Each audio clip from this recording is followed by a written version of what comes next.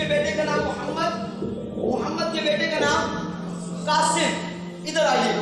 مولا علی کے بیٹے کا نام ہے امام حسین.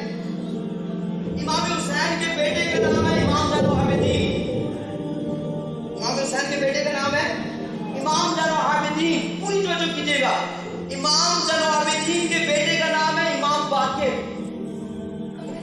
اور ادھر ابو بکر کے بیٹے کا نام محمد، محمد کے بیٹے کا نام قاسم.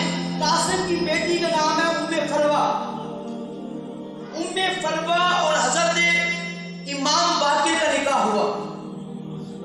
ام فروہ اور حضرت امام باقر کا نکاح ہوا. ان دونوں کا نکاح ہوا. اور سنو، ان سے پیدا ہوئے امام جعفر صادق. امام جعفر صادق پیدا ہوئے.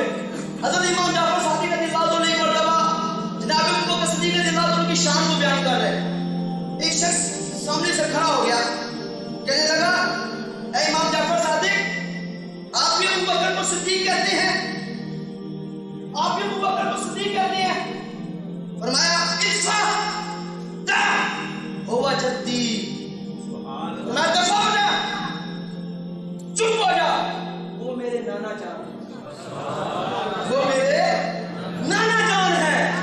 امام جعفر صادق کے حضرت ابو بکر صدیق کا نانا جان، مولا علی ہے دادا جان. یہ ان کا آپس میں رشتہ ہے، یہ ان کا تعلق ہے.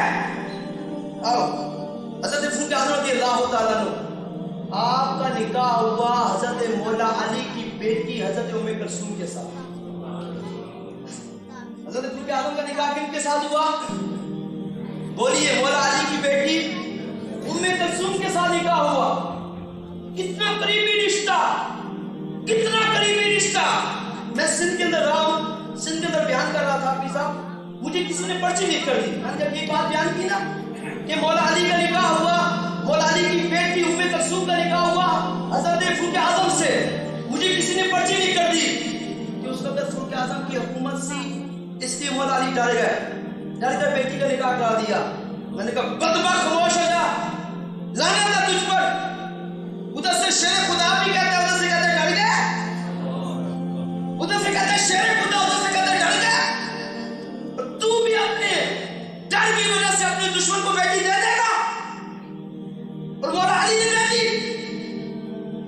اور ان کے شہزادے امام حسین کربلا کے اندر 72 تن قربان کر دیتے ہیں.